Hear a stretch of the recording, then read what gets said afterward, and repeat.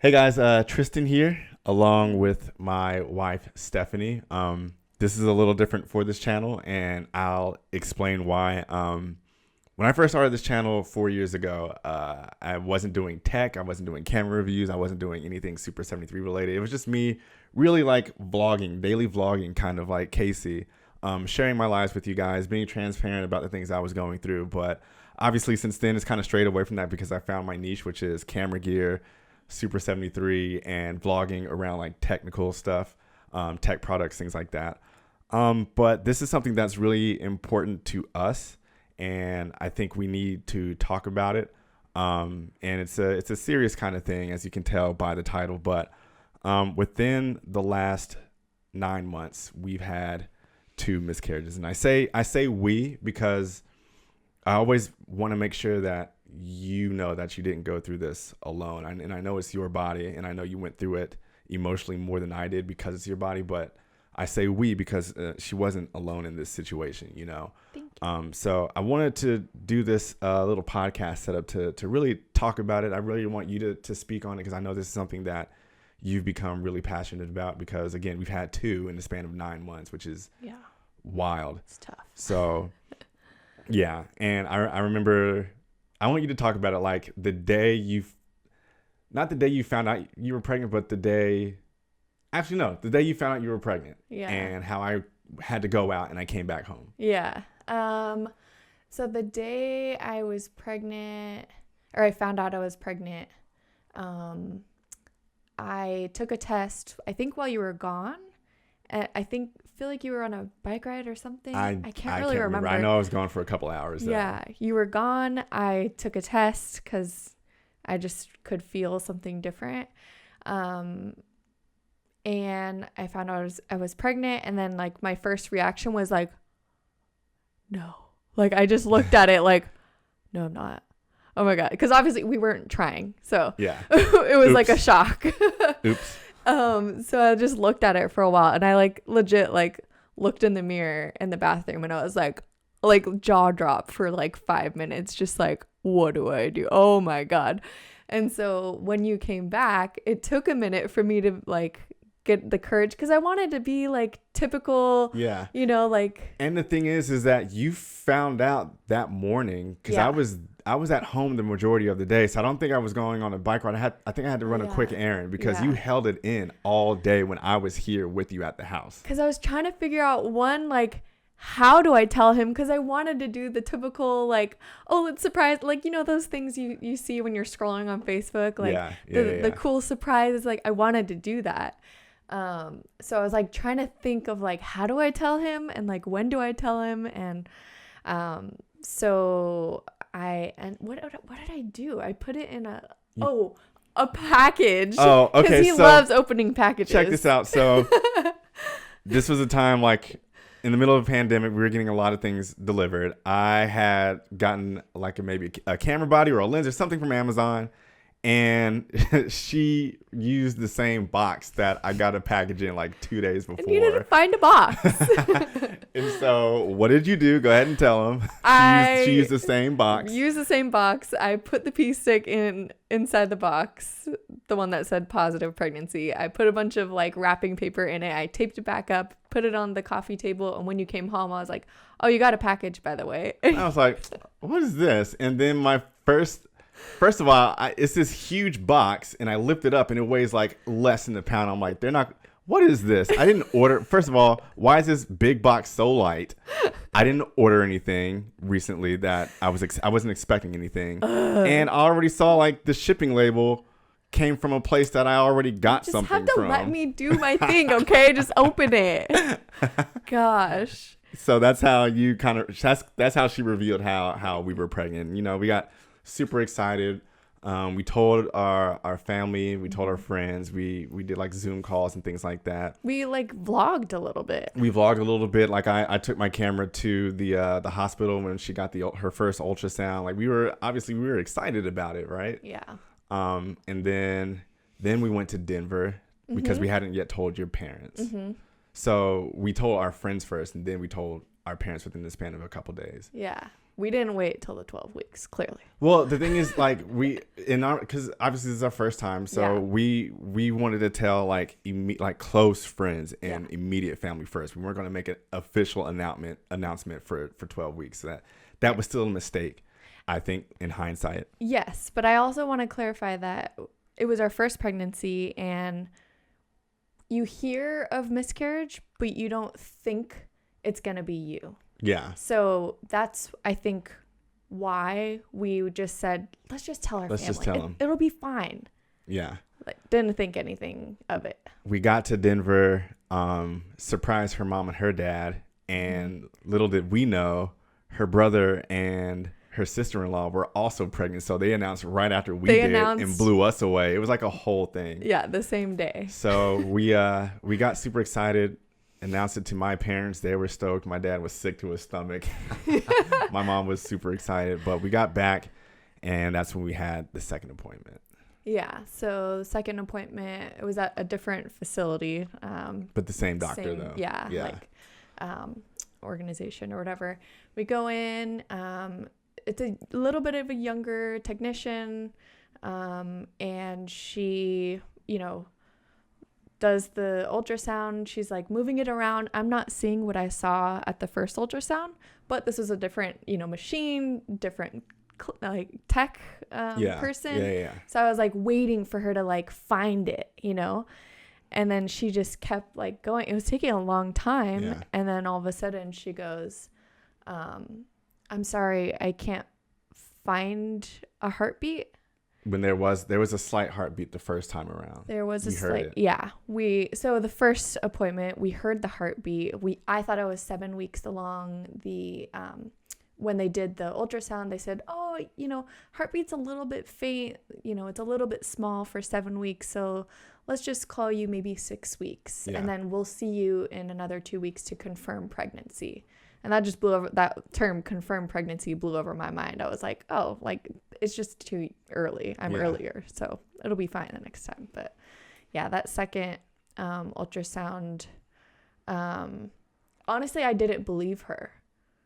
Because it happened super quick and it didn't seem as in depth as the first one. So I'm like, okay, let's tell the doctor, like, this wasn't like the last time. Something was different, but she told us, she was like, I'm so sorry. And then at that point, the doctor came in and told her that it was a failed pregnancy. Yeah. I remember we waited for like an hour between the time that we got the news from the tech and the time that we could see the doctor. And I remember, I feel like it took you a minute to understand that this was actually like not a viable pregnancy. Yes, not going to happen. I remember she was telling us, here are the options. You can, choose to have the miscarriage at home, let your body just, deal with it however it deals with it. You can take medication to speed it along, or you can schedule a DNC.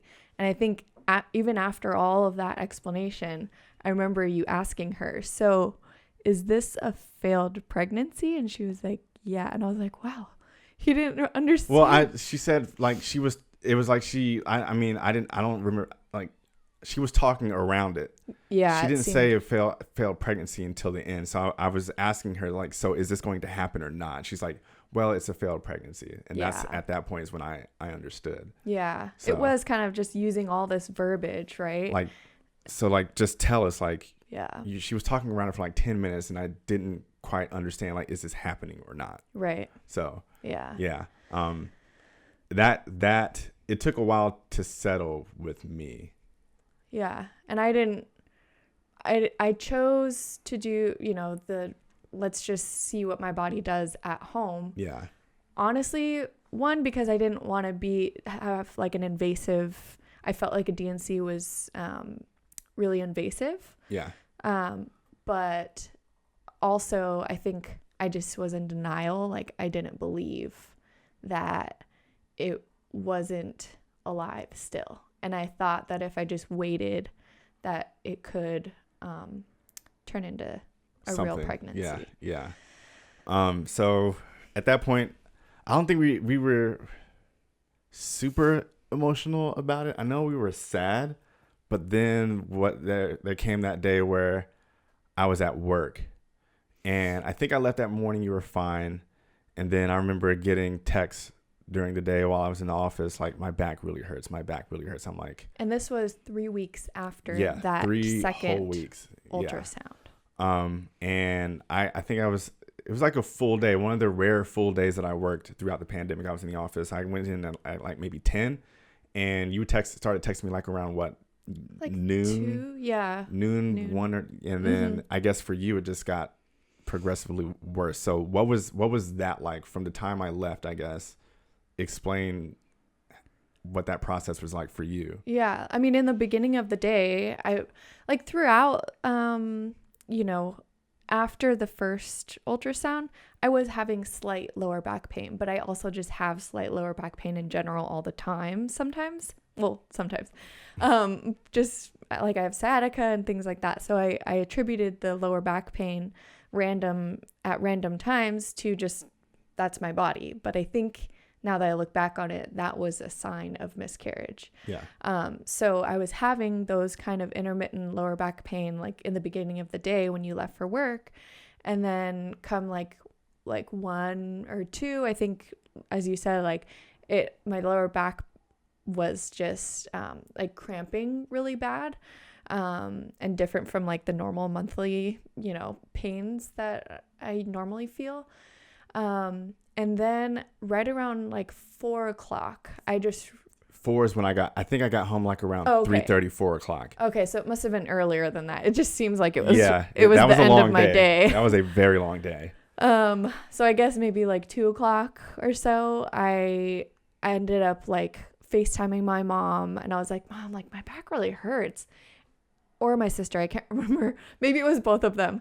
And within that FaceTime, after like 10 minutes of being on FaceTime, I was in so much pain I couldn't breathe. So I was like talking and then just going, like holding my breath just for the pain. And I've never felt that pain on enough scale, to hold my breath. On a scale from 1 to 10, what was the pain like? Eventually it was at like a 10. Yeah. Which I don't think I've ever felt. And I was only 6 or 7 weeks along. Yeah. It's insane how much I felt after only being so far along. Yeah. Just a forewarning, moving forward, it might get a little bit graphic. We won't go into super detail, but like it's a miscarriage. Yeah. Like, I know, I'm still trying to because when how much am I going to share? When I got home, like you were bleeding a lot. Well, even before the bleeding, like I was on the floor, like in child's pose, yoga pose, just trying to stretch my lower back. And I just remember I couldn't breathe. I was just, and I couldn't stop moving. I couldn't stop walking. I couldn't even sit down. So that was labor, really, which is crazy. But so you got home, and was I already bleeding when you got home? Yeah, you were telling me I think I had just started I just know you were at the point where I got home, you had already gone through a couple towels. Okay. And so I got home, you were on the phone with your mom. You were like, what do we do? Do we stay home or do we go to the hospital? And I think you wanted to stay home because you didn't want to do a DNC. Yeah. Thank God we ended up going to the hospital because that's what, from our house, it's like a 15-minute drive. And you were wrapped in towels when you got into my truck. And by the time we got to the hospital, you had gone through those towels, Yeah, through towels. Towels, not paper towels, like towels, like shower towels, So we get to the hospital. They put us in an emergency room already. And something that just kept bothering me is you were already bleeding enough, and they came in to draw your blood how many times? They did. I forgot about that. Are y'all my wife is gonna bleed out, and y'all need to do something. We got to the hospital maybe 4:30. Yeah. We were in that emergency room for. I think the surgery didn't happen until 1 or 2 a.m. It was 1 or 2 in the morning. So I was bleeding nonstop from 4 to let's say 2 o'clock in the morning. Mm-hmm. And I don't know if I want to go into those. I mean, just this is be as honest as you want to be. At the end of the day, we're talking about this because I know that you were kind of left in the dark when you were going Yes. through it. And this is something that happens way more often than people think. And I agree. I mean, you told me earlier, that this is something that no one should be ashamed about because it is so common. And you needed more information at the time, and it wasn't available to you because no one talks about it. And it wasn't until you started posting stories about it where your inbox was just flooded. Oh, I went through that too. Oh, I went through that too. You know? And so like, be as honest as you feel you should. If you want to hold back a little bit, I completely understand because I know how emotional it is for you. Yeah. To that point, like, I wished that, you know, on that first appointment that the doctor would have at least mentioned, hey, 25% of pregnancies end in miscarriage. So, you know, just let's beware, let's monitor, and things like that.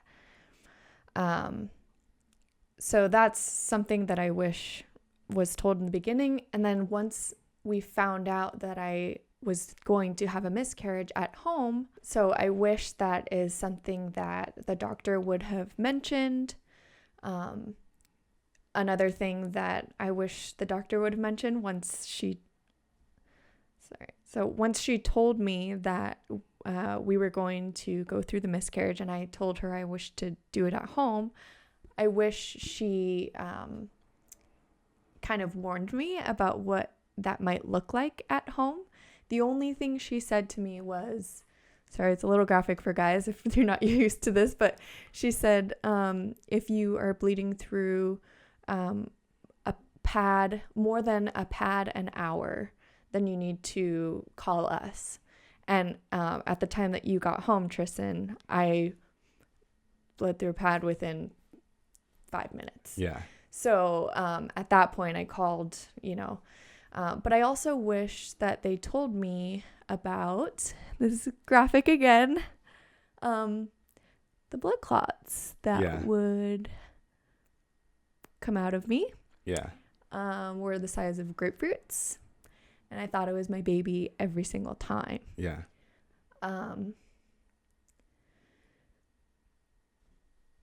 Take your time. Take your time.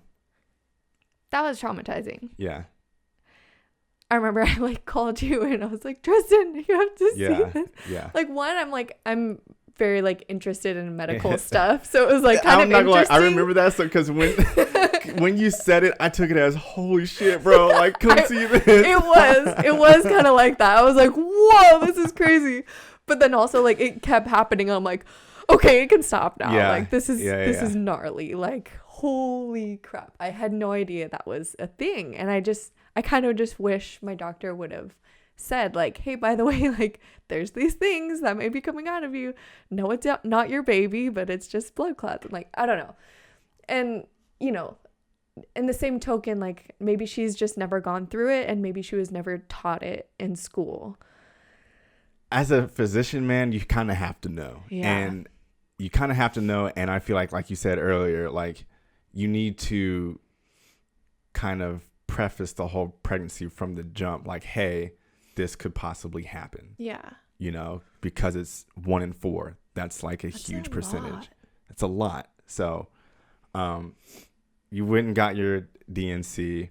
Yeah. I remember you coming out of surgery. You were kind of loopy. It was kind of cute. I don't remember any of it. But yeah, they had to put you under. Yeah. It took maybe an hour. I was sitting in the waiting room, like sleeping on the floor or whatever. Because at this point it was like 2:00 going on 3 in the morning. Yeah. And, your recovery time was like 45 minutes and then they sent us home. Yeah. And then how did you process it after it was all like done? I remember over the next couple of days you rested a lot, but how was that process mentally for you? Well, I'll start off physically. The day I woke up after the DNC, I felt amazing. It was like I didn't realize how much I actually was physically like going through stuff. Mm-hmm. Even before the, labor pains started, I was just achy and, I just didn't feel good. And so after the DNC, I felt amazing. And maybe that was the drugs too. I don't know. Maybe. Honestly, but I felt amazing, and I was relieved to have it be done, because it was 3 weeks of waiting for my dead baby to come out of me. And it's like, that's so draining. And but I do remember an overwhelming, like shockingly overwhelming sense of, I'm so like feeling lonely. Like, this is only my body now. Yeah. I don't have another body with me, which is like weird because I only carried it for such a short time. But that's how I felt mentally after that. And I think even like that next day, I woke up and I was, working and. Yeah. I mean, I told you the rest. Your parents told you the rest. My parents told you the rest. And the girl had a DNC like 5 hours ago, and she's already back at it at work. I'm like sitting in my bed, like, there was a lot of work to do. But dang, like, you're stronger than, I say this all the time. Women are a lot stronger than men, man. Like cramps and giving birth and all that. Like, you ask a dude to do that, and like, I can't handle that. I don't know. You would if you had to. If I had to, which I would prefer not to. But anyway, back on topic. Well, can I ask you how you felt? Honestly, like, my whole thing was to be there for you as much as I possibly could, with the understanding that I can't relate to how you felt. And I can do the things that I know will make you happy, but I can't fix it. It's kind of hard as a man, and we kind of talked about this yesterday on another subject, but in general, it's hard as a man to want to fix something that you probably can't. Like, I can't fix how you feel. I can't fix your body. Like, I can't do that. So it's a harsh realization, but I knew what I could do was do my best to keep your spirits up and be strong for you, because that's exactly what you needed, I think. And I know you were feeling lonely, but I mean, I just wanted to be there. You needed me to go get you something, I'll do it. You want me to just sit there with you and not even have to talk, just sit there with you? And I just wanted to be there. And then how many months between the first DNC did we get pregnant again? Oops. We are not that good at this. We were for a while. We were. And then, 2 oops babies. So the miscarriage was in August, September, October, November, December, January. Yeah. So 5 months later, we were pregnant again. Yeah. And I mean, I'll just chime in here. You really didn't get attached to this one. No. Why Second I found out, I was trembling. I think you were scared too. Dude, we were freaking out, because to backtrack a little bit, like, obviously the first time was, I hate saying the word mistake. We weren't prepared for the first time. And the first thing we thought about was like, okay, financially, we're not ready to do this. But then as time went along, we were like, okay, we can do this. We'll figure it out. That's figure it out. People always do. Yeah. You figure it out. Because you have to. But this time around, this was after we just bought a brand new truck. Mm-hmm. And we had a plan for that. And then we found out again, we were both like, oh, shit. Mm-hmm. Obviously, we would have to figure it out, but it's going to be much harder this time around. What the hell did we do? That, and I think, for me, I was just traumatized. Like, I didn't want to be pregnant again. See, here I am talking about like financial stuff, which will always take care of itself. But yeah, I was worried for you too, because like, we literally just went through this and now we're going through it again. Yeah. And it's something that you want to be excited about, but because of what happened the first time, we were like, instead of being excited, we were like, oh, all right, we might have to do this again. Yeah. I felt terrible because I didn't want you to go through what you did the first time, because that, I know for you it sucked, and it broke my heart to see you go through that. And I felt terrible because I felt like it's like, damn, I did it to her again. That's how I felt like, or I might have done it to her again, because at this point we didn't know we were going to miscarry again. Right. You know? Yeah. We, I guess, just decided, you know, like, okay, whatever. Like, we took that morning to be terrified, and I was like trembling and crying and like heaving, and like we were just like holding each other that morning. Yeah. That's all I remember. And then all of a sudden it just clicked, and we just looked at each other and we go, I have to do this, man. Here we go. And just knowing it was going to be that much harder, like, it was a little harder to accept. But again, like, we got ourselves in this situation. Let's figure it out. Yeah. And it'll be fine this time. Yeah. But I didn't get attached to your comment earlier. Like, I never once, you know, was excited for this one. I remember the first one, you like were always like rubbing my belly, and like, obviously I didn't even have a baby bump yet, but like you were just being cute like all the time. And like, that's part of the like the excitement. What was so sad when it happened is like, dang, that was so exciting. Like, Tristan was so excited, like it got me excited. Yeah. And so you didn't do any of that, which I'm glad you didn't this time, because I don't think I would have let you do it the second time. But yeah, that second time I didn't bond for fear of it happening again. And it did. But thankfully you didn't go through what you went through last time. Yeah. We went to the doctor again. Yeah.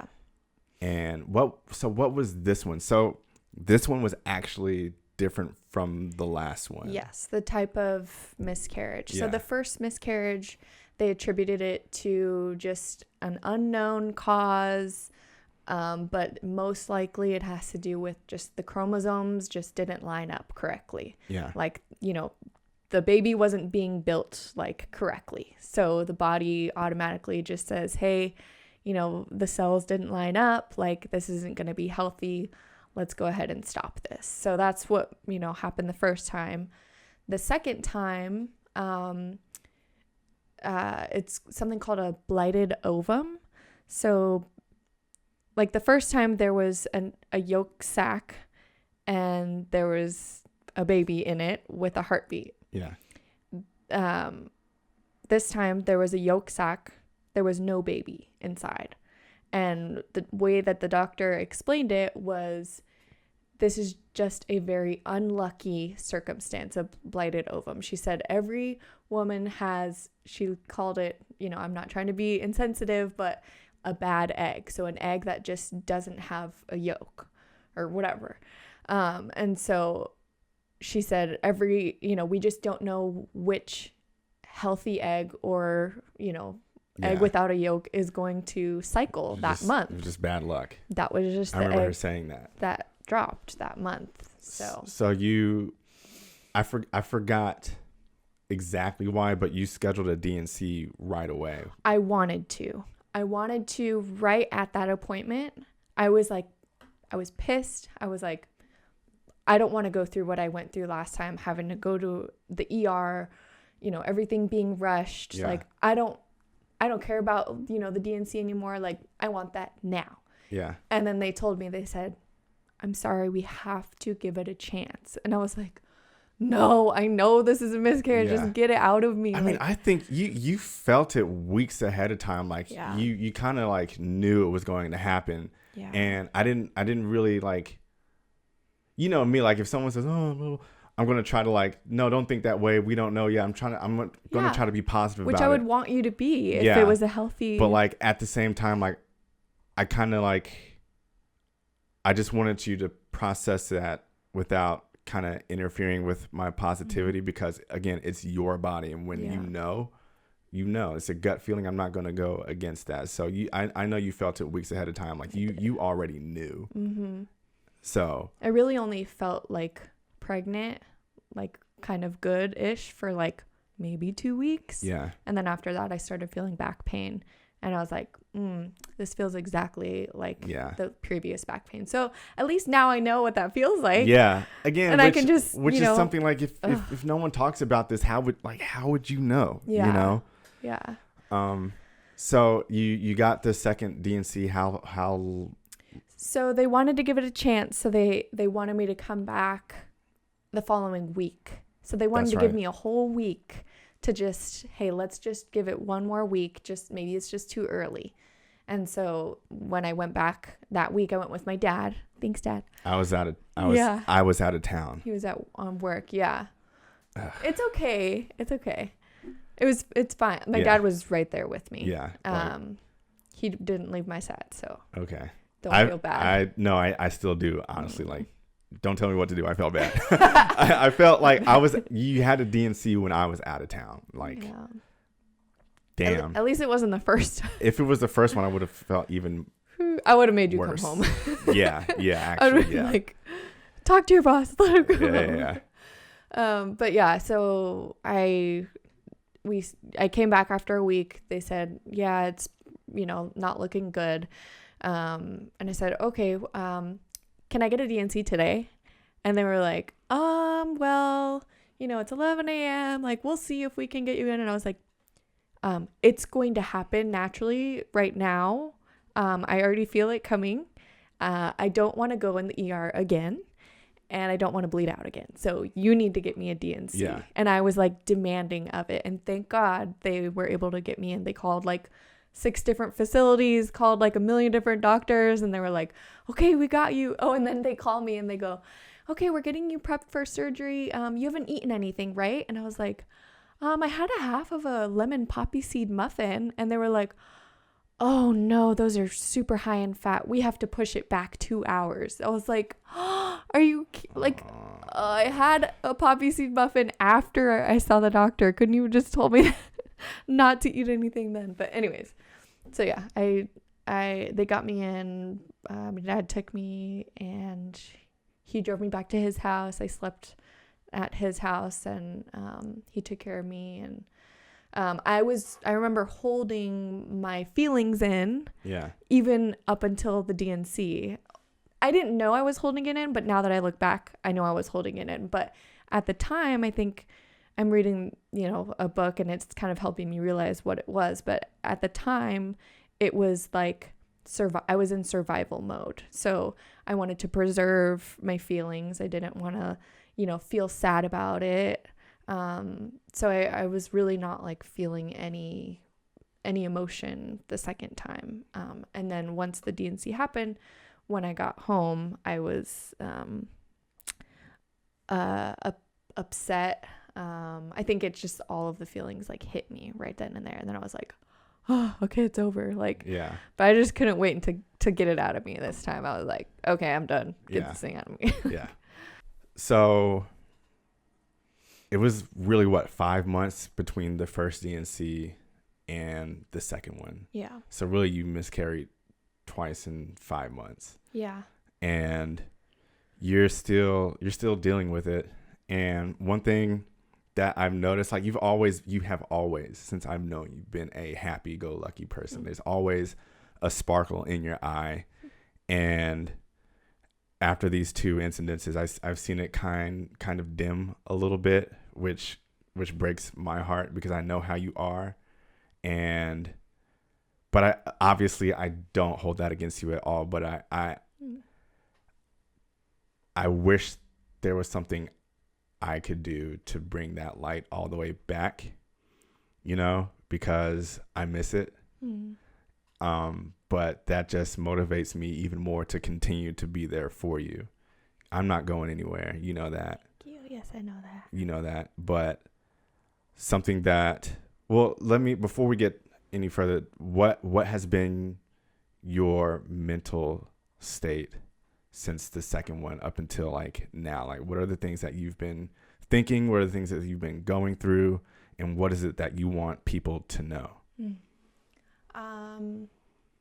I think, like I said, for the second one, I held in my feelings, and I was in survival mode. And after the second one, I think I feel kind of like I don't want to have kids anymore. Or I've felt that on days, not every single day, but it makes me not want to ever be pregnant again. It makes me feel sad that I don't think I'll ever have that happy first pregnancy, and sad that I won't get that excitement back like the first one.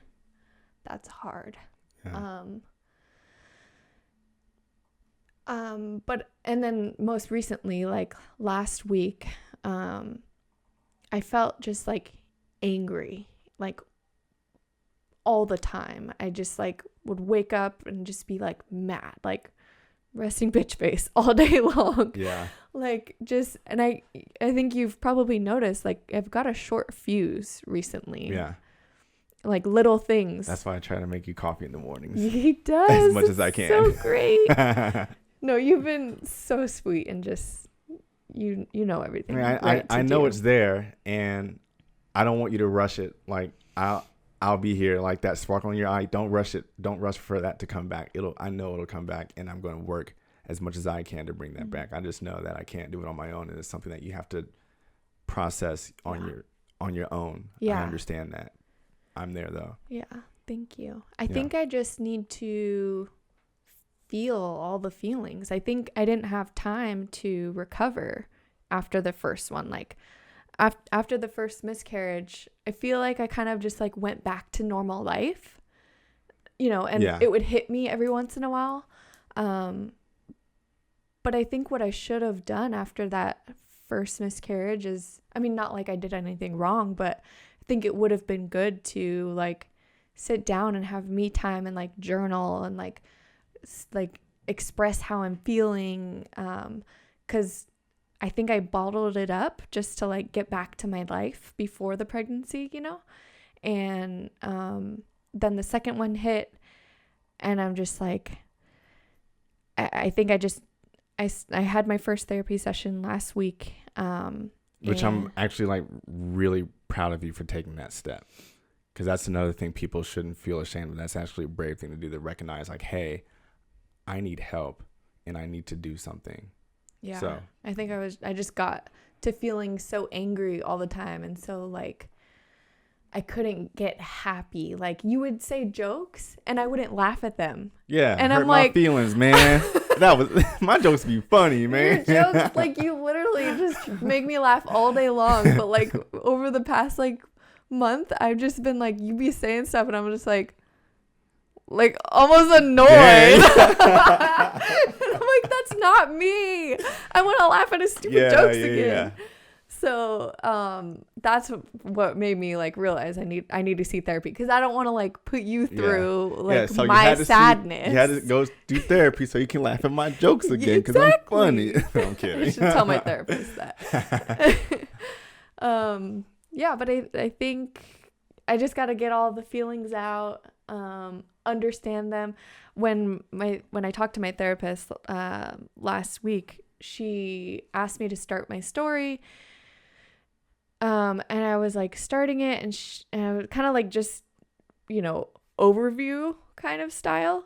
And then she goes, wait, hold on, let's go back. And I was like, oh, great. She goes, how did you feel that first appointment? I'm like, I don't want to think about that. But it made me, I think, like it made me tear up after that first appointment. Like you brought your camera in. Yeah. Because it would have been like really awesome to have all that footage, especially like years down the line when we want to show it to the kid and show it to our friends and stuff, how excited we were. It would have been a cool, like a little documentary, I guess. Yeah. Like I hadn't thought about that experience until my therapist asked me to think about it again. Yeah. So I think, ultimately out of therapy, what I would like is to be able to want to have kids again and to be excited about possibly being pregnant again and possibly having a successful pregnancy. Yeah. So hopefully that can happen. But the good thing is that our doctor said that, she thinks that both of these miscarriages were just extremely unlucky. And she says she doesn't need any, additional testing before we try again. She thinks that the next time we try, we'll probably be successful. Yeah. I hope, because the thing is, there's nothing wrong with you. Yeah. And I mean, one point, maybe this is straying away from the point, but one thing that I want you to know, married couples to know, women out there to know. I know that there's some couples out there who struggle to have kids, so I want to acknowledge that there are couples who just can't, and it's without the help of science, or even at all, and that really, really sucks, for lack of better words. Like but I definitely want to acknowledge that. But for our instance, because our type of instance is so common, again, 1 in 4, I want everyone to know that there's nothing wrong with you. Like Stephanie, there's nothing wrong with you. There's nothing wrong with me. Women out there who are trying, there's nothing wrong with you didn't do anything wrong. You didn't do anything to deserve it. It's just, it just happens like that. Again, acknowledging the couples who absolutely can't have kids, like that's an even more terrible situation. And I guess the silver lining in this is that at least we know we can get pregnant, because that's still a blessing. Like, we know it's possible when it's not possible for others. Mm-hmm. Yeah.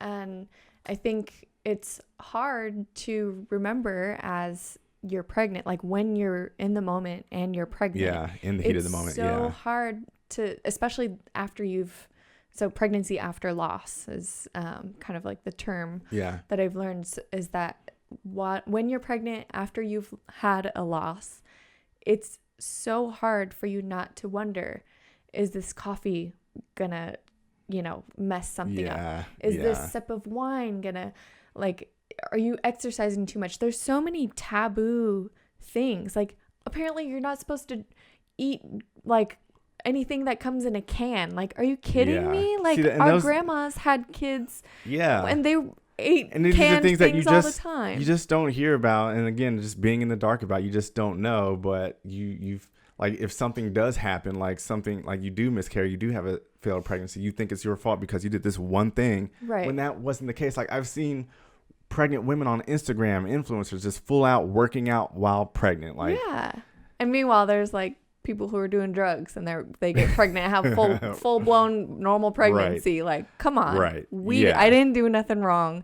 My workout didn't do anything. The wine didn't.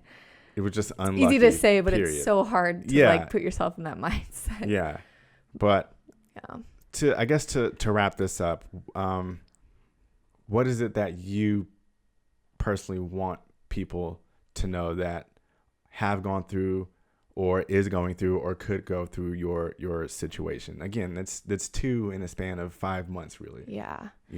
I think for people who just are watching this and are not planning on getting pregnant, not even in the realm of it, or maybe they're thinking of maybe getting pregnant. So if you haven't gone through pregnancy at all, I think I just want this to be like an awareness. Like, hey, like, your doctor might not mention this on your first appointment, but there's a 1 in 4 chance, 25% chance, which is again a huge percentage, that you could have a miscarriage. And a miscarriage is blah blah blah. Like, you might go through this. You might just lay it out. Just so people don't, one, get their hopes up. 2, when it does happen, they're going through that process, they're completely blindsided and don't know what. Like, we didn't know if we were going to stay home or go to the hospital. Imagine if we would have stayed home, 3 weeks. Man. Like, for 3 weeks we were waiting. Imagine for the miscarriage to happen. Yeah.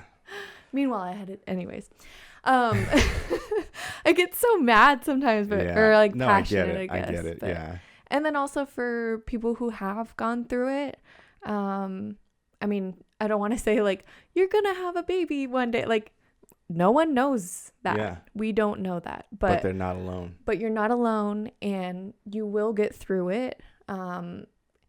I've heard that it can take years, and I hope that's not the case for me. Like, but I've also heard that just grief just pops up when, like, it could pop up from 5 years from now, but, if you have gone through a miscarriage, like, I've, following all these Instagram accounts, and some things that help me cope with it is hearing things like, say your baby's name. You know, if you had a name for your baby, like say your baby's name. Yeah. Talk about your baby. Like that was your baby. Whether it's just a spirit that you felt, you know, you don't know if it was a boy or a girl, talk about it. Like it's okay to talk about it. And it's okay to call your baby an it. Like you didn't, I didn't know if it was a boy or a girl. Yeah. Just to acknowledge that the baby was there, existed. And it's not just the baby that was lost. It was the hopes and the dreams and the excitement and all of that. So let's talk about this. I want you to explain that. Hold it up to the camera and explain it. Yeah. So this is our angel baby Irvin, because we didn't have a name and we didn't know if it was a boy or a girl, so we're just calling it angel baby Irvin. Is the first miscarriage on the top. So you can see there's, you know, the yolk or the sack. Yeah. And then that little thing, to me, it looks like an engagement ring. It's like barely a ring. And then you can see kind of like a top, like where the diamond would be of the ring. That's the baby. And that was the heartbeat. So they put on the monitor, they put these two, you know, dials on it, and they listened. And we heard the heartbeat. Yeah. This one down here, you can't really see it. I'll just show it one more time again. But it's just a small circle. And this was the second ultrasound. And the second ultrasound, you could already see, you know, there was bleeding already happening. That's what those little squiggly lines were. And there's no baby inside. And the size of the sac is like, it kind of collapsed. Tiny. Yeah. It was collapsing. Those are the little baby booties we bought. Yeah. I think the day we found it was the day we. Yeah. Excuse me, I burped. It was the day that we found out we were pregnant, so we went out and bought the baby booties. Yeah, gender neutral. Yeah, Gray's neutral. Yeah. Yeah. Okay. Cool. We have this pink light here, but we were gonna do like pink and blue, but. Yeah. Color wise and shot wise, it didn't make sense, so we just did pink. Pink and blue is the ribbon of got a little awareness. Halo. Got a little pink halo. So we'll just acknowledge that she could have been a girl. Yeah. I mean, I had dreams of, you know, I just had like a little feeling slightly that it was a girl, but who knows? It could have been a boy. Yeah. Never know. But I don't know. We've heard of cases, again, when you post your stories about it, your inbox is flooded. And people have told you, hey, I went through 5 before I had my 2 sons back to back. Or, hey, I had 2 and ended up having twins the next time around. Like, just successful stories, and so many stories of successful pregnancies after the hell of going through the miscarriage. Yeah. So. And, yeah, I think that was the most surprising thing, is that once I started posting about it, I heard from people who have never posted about it that they've also gone through it. And it's okay. You don't have to post about it. You don't have to. If you don't feel comfortable posting about it, it's okay. But just know that there's a lot of people. Know that there's a lot of people going through this, and then talk about it with your spouse or therapist. You don't have to announce it to the world, but just don't feel ashamed about talking about it, because there should be no stigma around something like this, period. And there's also people who have miscarriages at 20 weeks, 25 weeks. Like much further along. Yeah. So, and what I'm seeing in the posts is that we can't compare our, like, you know, oh, that was worse than my, 6 weeks, we all feel the same amount of sorrow and sadness and pain, and So, thank you for giving me the opportunity to talk about it, and because you have a lot of people, a lot of ears that we can talk to, and I think it's important. So thank you. I never saw myself going through this, and therefore I was oblivious to the point to where I wouldn't be able to acknowledge it, because I just didn't know. Yeah. So the fact that we both went through this, it's opened the door for us to talk about it. And I just feel, I really hope a lot of people see this, because it's going to touch someone. And as long as we can touch at least one person from talking about this, I'm okay with that, you know. And for you, like I'm proud of you. You've been really, really strong throughout this whole thing, and you've kept your spirits up as high as you possibly can. And I just hope I contributed at least an ounce to that. Yes. So I guess with all that said, man, thank you for wanting to do this. Yeah. Again, it's something different from this channel. I never saw myself doing this, but I'm kind of glad we did this. Had this conversation. I hope even this helps, you know. I think so. So, thank you guys for watching. Again, I feel like this is going to get a lot of views because anytime you're in my videos, it takes off. So, if you guys are new to this channel, this is my wife. Hi. And if you guys have been watching for a while, like, and you never see my wife, this is my wife. He's great, isn't he? Again, guys, just thank you for watching. I gotta get my hair retwisted because it's been a while. So I got you. I appreciate it. She watched a whole bunch of YouTube videos on how to twist hair, and so my hair is kind of like it's long now. It's on. We're gonna watch Four Brothers. Okay. Scene. All right. He hasn't seen it. I have seen it. It's just been a while. I haven't seen okay. it. I haven't seen it. Sorry. Which one? I haven't seen it. I just don't want people to think different of me because I haven't seen it. We're gonna go now. We'll see you guys next week. Bye.